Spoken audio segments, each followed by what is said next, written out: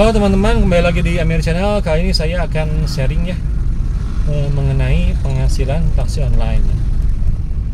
Nah, saya kan sebelumnya pernah jadi ojek online juga ya, kurang lebih 1 tahun lah kalau nggak salah ya, dengan aplikasi Maxim. Nah, saya mau sharing perbandingan penghasilan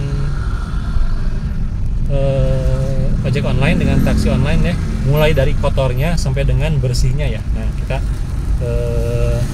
sharing ya. Ini pengalaman saya ini berdasarkan pengalaman saya pribadi ya, karena bisa jadi pengalaman yang lain itu beda ya.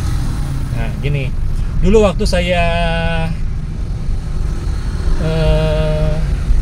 jadi ojek online ya, biaya bensin per harinya adalah 20.000. Tapi tatkala saya jadi taksi online, biaya bensin per harinya adalah 100 sampai dengan 120.000 ya, kurang lebih segitu ya. Nah, biaya pajak motornya pada saat saya ojol, pada saat itu biaya pajak ojol motor saya per tahun itu, saya waktu itu menggunakan Supra X-Ham-in ya. Kalau nggak salah pajaknya itu 185 ya. Itu sudah sama apa ya? Sudah sama SWD KLLJ. Sedangkan untuk mobil Sigra ini, saya biaya pajaknya adalah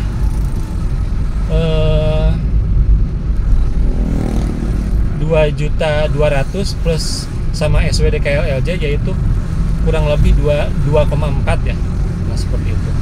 Terus untuk penghasilan kotor ojol, dulu saya narik 10 order 6 jam sudah selesai ya. Saya mendapatkan penghasilan kotor itu di 100.000 sampai dengan 150.000. Biaya makan saya itu seharinya itu 25 ribuan ya, kayak gitu.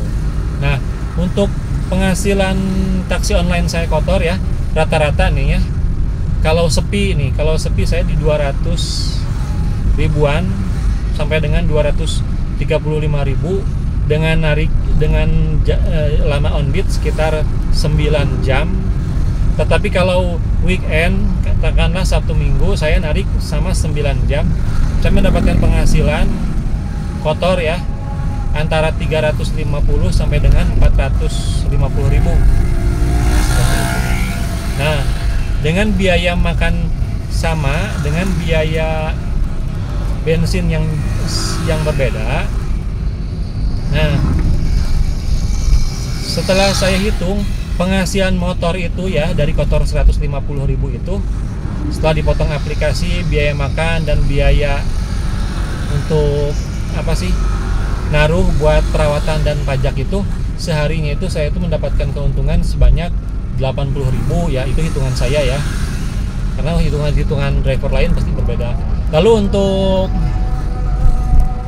penghasilan kotor mobil yang di hari sepi itu, kalau saya mendapatkan kotor 200 sampai 250.000 setelah dipotong aplikasi, biaya makan, biaya untuk spare, pajak dan perawatan kendaraan yang dilakukan bisa per 3 bulan atau per 6 bulan gitu kan. Untuk pajaknya itu berarti setahun. Setelah dipotong bla bla bla dan makan dan lain sebagainya, penghasilan saya itu hanya 50 ribuan ya. Tetapi untuk Sabtu Minggu, untuk weekend, dengan hitungan sama, setelah dipotong aplikasi, biaya makan, untuk naruh, untuk biaya pajak tahunan ya, jadi nyicil gitu ya, per hari berapa gitu kan.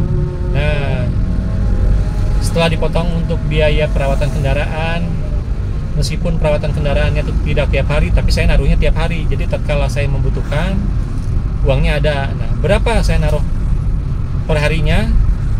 Bisa 20.000, bisa 35.000 gitu kan.